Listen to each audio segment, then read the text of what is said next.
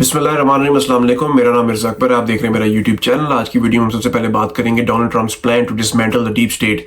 इससे पहले मैं आपको ये भी बता दूं कि इमरान खान का भी जो लास्ट इलेक्शन हुआ था 8 फरवरी का, वो भी डीप स्टेट के खिलाफ हुआ था। और ट्रंप ने भी ये इलेक्शन जिस दिन वोटिंग से रिजल्ट से एक दिन पहले उसने एक पैगाम जारी किया था, जिसमें उसने एक बात बोली थी कि ये इलेक्शन जो है हम खास तौर पर डीप स्टेट के खिलाफ लड़ रहे हैं। डीप स्टेट क्या होती है? डीप स्टेट वही होती है जो पाकिस्तान में जिसने साइफर इशू किया था, और पाकिस्तान के अंदर भी एक डीप स्टेट है। और ये सब चीज़ें कैसी होती हैं अब आवाम को बहुत ज़्यादा एक आइडिया हो चुका है। ये डीप स्टेट का ही काम था जो इन्होंने अफगानिस्तान में किया था, जिस तरह 9/11 हुआ था और जिस तरह इन्होंने इराक पे अटैक किया था। और ओवरऑल दुनिया में जो भी बड़े बड़े कहीं आप जंगी हुई हैं, वर्ल्ड वॉर 1, वर्ल्ड वॉर 2, ये सब डीप स्टेट के कारनामे थे।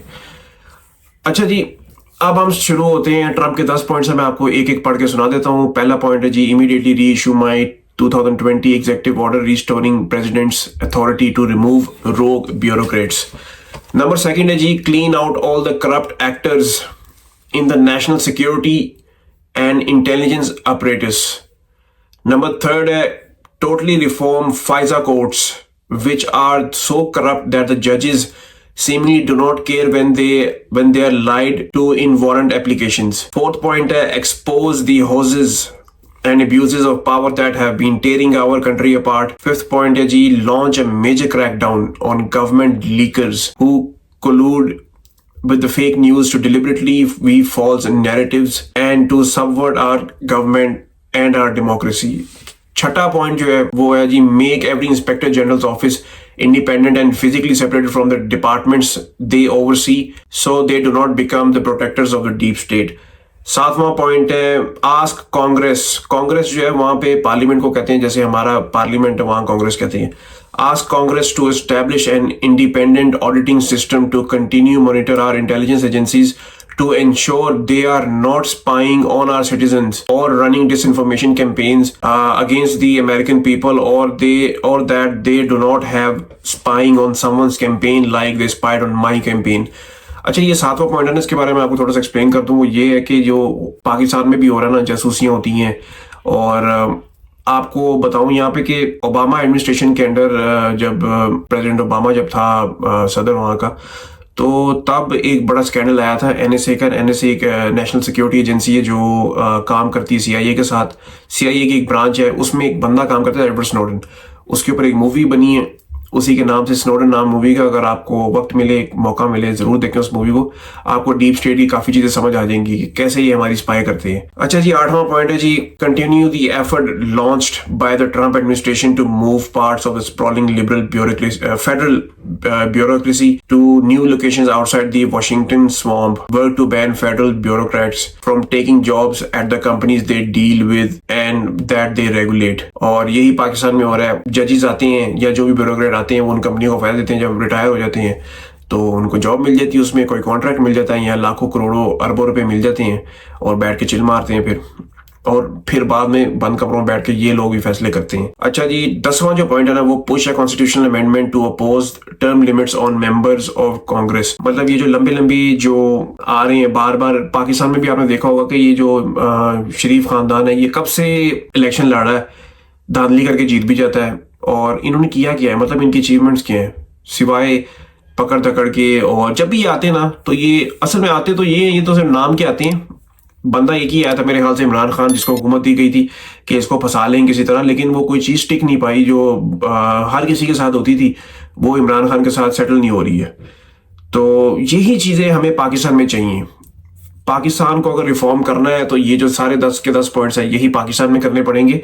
और उससे पहले अगर तो ये रिफॉर्म्स आती हैं पाकिस्तान में, अल्लाह करे आ जाएं इंशाल्लाह, तो इस पे अमल कराना बहुत जरूरी है। पाकिस्तान में तो कोई कानून है ही नहीं, जो मर्जी करो। मुझे याद है बचपन में मैं एक पता नहीं कोई सेलिब्रिटी था, मुशर्रफ दौर की बात है, मैं छोटा था तब, और किसी एक्टर से या सेलिब्रिटी से पूछा कि जी आपको पाकिस्तान में क्या पसंद है, उसने कहा फ्रीडम। वो जो सामने वाला बंदा जो हैरान हुआ ना, उसने कहा फ्रीडम, वो कंफ्यूज हो गया उसकी बात से। उसने कहा फ्रीडम के जो मर्जी करो, कोई पूछने वाला ही नहीं है। ठीक है, पाकिस्तान में वो फ्रीडम सिर्फ एलीट के पास है कि आप जो मर्जी करो, कोई पूछने वाला नहीं, कोई आपको कुछ नहीं कहेगा। जिसने जो करना है, जिसका जो दिल करेगा वो करता रहेगा। और आपके सामने ही है पाकिस्तान में क्या हो रहा है। ये जितने भी ये जो तरमीमें होती हैं, ये जो लोगों को अरबों खरबों रुपए दिए जाते हैं, ये सारे पैसे वाले लोग जो एलीट क्लास है उनके पैसे होते हैं। ये लोगों को देते हैं, अपनी मर्जी कानून बनवाते हैं। इसी तरह जैसे आपने देखा है कि बाइडन को जो है डेमोक्रेट्स को बिल गेट्स ने $50 मिलियन दिया था। किस लिए दिया था? ठीक है, उसमें बिल गेट्स का क्या फायदा होगा? वो एक बिजनेसमैन है, ठीक है, वो कोई आम बिजनेसमैन नहीं, बहुत बड़ा बिजनेसमैन और काफी साल तक दुनिया का अमीर 3 आदमी रहा है। तो आप खुद सोचो कि उसने वो $50 मिलियन कैश ही दे दिया तो उसको कि ले यार मौज मार जाके, कोई ना कोई काम लेना होगा कमाला की गवर्नमेंट से उसने। खैर, अच्छा एक और मैं आपको बात बताऊं कि ट्रम्प जब से इलेक्शन जीता ना, ट्रम्प पे काफी सारे केसेस जो हैं वो खत्म भी हो चुके हैं। वहां पे गैरतमंद लोग हैं, अदलिया जो आजाद है, ये जो है बड़ी चीज मैटर करती है। आप देखें आजाद अदलिया हो तो ऐसे होता है। हालांकि आप देखोगे ट्रम्प को हर जगह मीडिया ने उसका बाइकआउट किया, ठीक है, सोशल मीडिया पे उसका अकाउंट बंद कर दिया था, ट्विटर पे। और आप देखो कि वक्त का क्या करना हुआ, ये सब हुआ था जब ट्रम्प प्रेसिडेंट था। वक्त का क्या करना हुआ कि इलॉन मस्क आया और उसने ट्विटर को खरीद लिया और खुद इन सब चीजों पे काम किया। ट्रम्प की कैंपेन की, सबसे ज्यादा जो कैंपेन का मेरी नजर में भी क्रेडिट जाता है इलॉन मस्क को। उसने ट्विटर खरीदा और अब ट्विटर पे एक फ्रीडम ऑफ स्पीच है। आप देखें कि कोई ऐसा कंटेंट जो आपको कोई नहीं दिखा रहा ना, जहां मीडिया सेंसरशिप कर रहा है, वो ट्विटर पे दिखाते हैं। तो उसने ट्विटर को क्या था क्या बना दिया। और मैं आपको बताऊंगा फेवरेट ऐप है इस टाइम ट्विटर, और ये इंस्टाग्राम, टिकटॉक, ये सब फजूल है मेरी नजर में। ट्विटर सबसे अच्छी है। क्यों? एक्स सबसे अच्छी है। क्यों? क्योंकि उसमें आप सच सुन सकते हो, सच बोल सकते हो।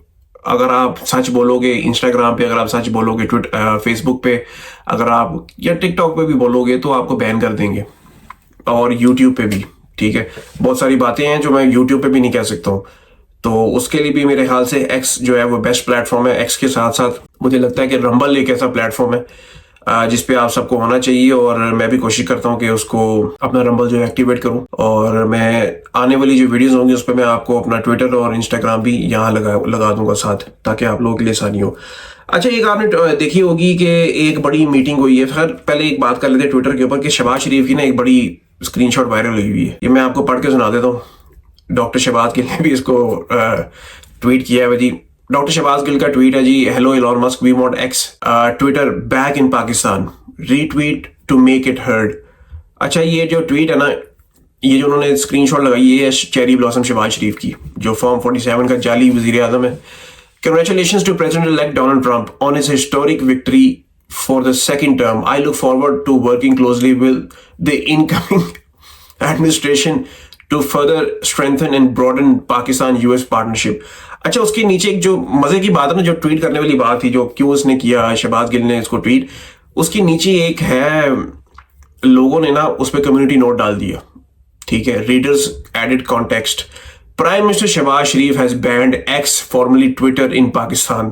He is using a VPN to access X, which is unlawful according to Pakistan law. ठीक है, ये इनकी औकात है। और ये देखें आपके कैसे खिलाफ बोलते थे, जैसे इलेक्शन जीता ट्रम्प तो कैसे इन्होंने उठा के मुंह में रखे गरारे करने शुरू कर दिए। अच्छा, नेक्स्ट मैं आपको बताऊं, मैं एंड पे आपको एक मिसाल भी दूंगा कुछ समझाने के लिए। और पाकिस्तान में एक बहुत बड़ी शख्सियत की मीटिंग हुई थी कुछ दिन पहले MBS से। वो किस लिए हुई थी? जैसे कि इमरान रियाज ने भी आज एक बात की, कम अज कम जो है ना, मैं आपको बताऊं कि ये जो बहुत बड़ा, जो मैं अब नाम क्या लूं, बाद में हज उमरा भी करने जाना है कभी, तो उन्होंने बैन ना कर दे मुझे। असल में ये लोग जो है ना, मेरी नजर में अगर इजराइल का सबसे बड़ा कोई टाउट है ना अमेरिका के अलावा, तो ये मिडल ईस्टर्न बादशाह है। इनको बिठाने वाला कौन था वहां पे? ये किस तरह मुसलमानों को मार के, देखें मैं किसी भी रिलीजन को छोटा या बड़ा समझने की मैं बिलीव नहीं करता हूँ। मैं कहता हूँ कि हर इंसान जो है वो इंसान है, अल्लाह का बंदा है, और अल्लाह कुरान में कहता है, और ये हमारी जो आपको अगर नजर आए ना कि हमारी जो इस्लामी तालीमात है वो भी यही कहती हैं कि आपने अगले के रिलीजन को, जो सामने वाला बंदा है, उसकी रिस्पेक्ट करनी है। तो इसलिए मैं उनको ना बुरा कहता हूँ ना उनको अच्छा कहता हूँ, इन चीज़ों में मैं न्यूट्रल हूँ। ठीक है, अगर मैं उनको बुरा कहूंगा तो जाहिर सी बात है वो मेरे रिलीजन को बुरा कहेंगे, तो मुझे वो चीज़ अच्छी नहीं लगेगी। तो जाहिर सी बात है कि मैं भी, एक गोरे एक बात करते हैं कि आप सामने वाले बंदे को ऐसे ट्रीट करो जिस तरह आप उम्मीद करते हो कि वो आपको ट्रीट करे। तो मैं इस चीज़ में बिलीव करता हूँ। तो बहरहाल खैर, बात ये कर रहे थे कि जी जो सबसे बड़े जो टाउट्स हैं ना मिडल ईस्ट में, वो ये सारे मिडल ईस्टर्न बादशाह है। अब नाम क्या लेना है, बैन करना होगा तो कर देंगे, बात कर लेते हैं, अब कर रहे हैं। तो इन्होंने ये जो भी हो रहा है ना, इनकी वजह से हो रहा है, इनकी मर्जी से हो रहा है, ठीक है, ये इसको रोक सकते हैं। अल्लाह ने इनको कौन सा रिसोर्स नहीं दिया, इतना सारा पैसा दिया और ये गूंगे बहरे बने हुए हैं, ठीक है। यही वो चीजें हैं जो इंसान को जो है अल्लाह ने इनसे सवाल करना है। अल्लाह ने इनसे ये नहीं पूछना है कि तुमने कितनी बड़ी बिल्डिंग बनाई थी, तुमने अपनी गाड़ी के बोनट पे डायमंड्स लगाए थे कि नहीं, तुम्हारी गाड़ी जो है वो गोल्ड प्लेटेड थी, तुम्हारा जो था टॉयलेट वो गोल्ड का बना हुआ था कि नहीं। इनके आप अकल देखो आप इन लोगों की, और इनकी मतलब मुझे हैरानगी होती है कि ये किस तरह के बेवकूफ़ और जाहिल लोग हैं। ये इन फजूल चीज़ों पे पैसे लगा रहे हैं, लेकिन जहां बोलने का की ज़रूरत है और वक्त की भी ज़रूरत है, और मुसलमान लोगों की भी देखें, ज्यादती किसी के साथ भी हो रही हो, चाहे यहूदी के साथ हो रही हो, हिंदू के साथ हो रही हो, एथियस्ट के साथ हो रही हो, मुसलमान के साथ हो रही हो, आपको इक्वली आवाज़ उठानी चाहिए उसमें। लेकिन खामोश बैठे हैं और हम लोग उनके साथ मीटिंग कर रहे हैं, और बड़े लोग जो है ना ये बातें कर रहे हैं। ये देखिए जैरेड कुशनर की बात करते हैं लोग, जैरेड कुशनर कौन है, यहूदी है, ठीक है, और उसके साथ वो इजराइल के बहुत क्लोज है, जैरेड कुशनर। और आपको याद होगा कि ट्रंप जब लास्ट टाइम प्रेसिडेंट बना था तो उसने क्या किया था, उसने जेरूसलम को इजराइल का कैपिटल रिकॉग्नाइज कर लिया था, और ये भी उससे डीप स्टेट ने ही करवाया था। अभी भी देखें ट्रंप ने कोई नहीं बात बोली कि ये वो जंग रोकने की कोशिश करेगा, नहीं करेगा अल्लाह जानता है, लेकिन मुझे नहीं लगता है कि जंग रुकनी है किसी, उन्होंने ट्रंप की नहीं सुननी है, ये सब ड्रामा होगा। हालांकि ट्रंप को मैं एक बहुत जेन्युइन आदमी समझता हूं, लेकिन गॉड नोज। अच्छा, लास्ट पे मैं आपको एक मिसाल देना चाहता हूँ। मिसाल एक मूवी से है, the dark night rises. Batman में ये क्रिश्चियन बेल की जो ट्रिलॉगी है, 3 मूवीज के पार्ट है, उसमें तीसरा पार्ट है ना, उसमें एक बच्चा आपने देखा है, अगर आप में से किसी ने मूवी देखी, नहीं देखी तो देखो, आपको शायद कुछ समझ आए। उसमें वो बच्चा जो होता है ना, एक छोटी बच्ची होती है, उसको वहां कैद कर देते हैं कुएं के अंदर, अंडरग्राउंड में एक प्रिजन बनी होती है, वो बच्चे को वहां कैद कर देते हैं, बच्चे ने वहां से निकलना होता है, सिर्फ ऊपर वो खुला होता है, बहुत ऊपर जाकर वो क्लाइम करना होता है उस दीवार को, और फिर बाहर निकलना होता है। वो बच्चा जो है ना, वो बच्ची है, सॉरी, वो बच्ची क्या करती है, वो बगैर किसी रोप के, बगैर किसी सपोर्ट के कूद जाती है, ऊपर जाकर रस्सी फेंक देती है। ये मोटिवेशन इससे कौन लेता है? इससे मोटिवेशन लेता है बैटमैन। बैटमैन उस टाइम उसकी कमर जो होती है वो टूटी हुई होती है। जब उसको स्टोरी सुनाते हैं, वो 2-3 दफा क्लाइम करने की कोशिश करता है, कामयाब नहीं होता है। जब उसको स्टोरी पता लगती है ना, तो वो बगैर रोप के क्लाइम करता है। उससे पहले बहुत सारे लोग होते हैं वो अंदर गिव अप करके बैठे होते हैं। जो असल लेसन है ना वो ये है, जो अंदर जो लोग होते हैं ना वो गिव अप करके बैठे होते हैं, वो कभी ट्राई नहीं करते कि हमें निकलना है। लेकिन जब वो बच्चा अपना माइंड बनाता है कि मैंने निकलना है यहाँ से, वो निकल जाता है बगैर किसी रस्सी के, ठीक है। इसी तरह बैटमैन की जब कमर टूटी होती है, वो कमर अपनी ठीक करता है, वर्कआउट करता है, फिजिकल फिटनेस गेन करता है, मेंटल फिटनेस जो है अपनी गेन करता है, और बगैर रोप के क्लाइम करता है, ऊपर जाकर रस्सी फेंकता है, ठीक है। पाकिस्तानी अवाम को भी यही करना है। अगर आपको लगता है ना कि आपको किसी चीज़ की ज़रूरत है, तो आपको इस चीज़ की ज़रूरत है। बगैर रोप के क्लाइम करो, अपने लीडर को, अपने हमने तो देखें कायदे आज़म के बारे में चीज़ें पढ़ी हैं, किताबें पढ़ी, लेकिन हमने कायदे आज़म को देखा नहीं है। हमारे सामने भी मिसाल कौन है? इमरान खान, ठीक है। कायदे आज़म के बारे में हमें स्टोरी पता लगती है कि जी उनकी एम्बुलेंस के साथ क्या किया था, कायदे आज़म को कत्ल किया था, कायदे आज़म की बैंक के साथ क्या किया। लेकिन आज हम क्या उन्हीं स्टोरीज पे खड़े रहेंगे, उन्हीं स्टोरीज की बात करते रहेंगे? आज इमरान खान बगैर किसी केस के नाहक जेल में कैद किया हुआ, उसको हम उसके लिए क्या कर रहे हैं, ठीक है।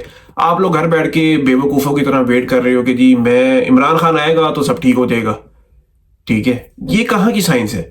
हम लोग कहते हैं जी रियासत मदीना वो बना नहीं पाया। रियासत मदीना उसने नहीं बनानी, रियासत मदीना आपने बनानी है, क्योंकि जिस दिन रियासत मदीना बन गई, आप जो अवाम हो, आप लोग ना हराम खा सकते हो, ना रिश्वत ले सकते हो, ना दे सकते हो, ना चोरी कर सकते हो, ना जैसे हम लोग पाकिस्तानी, मेरे ख्याल से वो दुनिया की वाहिद कौम है, एक तो गलत काम करते हैं उसको एनकरेज करते हैं और अगले को भी मशवरा कर रहे होते हैं, दे रहे होते हैं कि यार तुम भी करो, इसका बड़ा फायदा है, पैसे चोरी करो या बिजली चोरी करो, या ये जो भी 2 नंबरी के, मैंने बाहर भी पाकिस्तानियों को देखा यही होता है। जब बाहर भी आते हैं ना, इनका सबसे पहला काम क्या होता है कि जैसे ही पक्के होते हैं, पक्का कहना मतलब पीआर या पासपोर्ट मिल जाता है, इनको ये होता है कि सबसे पहले हमने गवर्नमेंट से झूठ बोल के पैसे कैसे लेने हैं। तो ये पाकिस्तानी कौम की हालत है, ठीक है। और हम अपना कंपैरिजन कर रहे होते हैं गोरों के साथ, अमेरिका के साथ, इंग्लैंड के साथ, ठीक है। इवन के इंडियंस भी ऐसी हरकतें नहीं करते हैं, बहुत कम लोग हैं जो ऐसे करते हैं। ज्यादातर उनका माइंड जो है ना वो ग्रोथ वाला होता है। तो वीडियो बहुत लंबी हो रही है, उम्मीद करता हूँ आपको वीडियो पसंद आई होगी। अगर कोई बात अच्छी लगी है तो मुझे बताओ, नहीं भी अच्छी लगी तब भी बताओ। वीडियो अच्छी लगी तो इसको लाइक करो और कमेंट करो। अपना ख्याल रखिए, अपने चैनल का भी। अल्लाह हाफिज।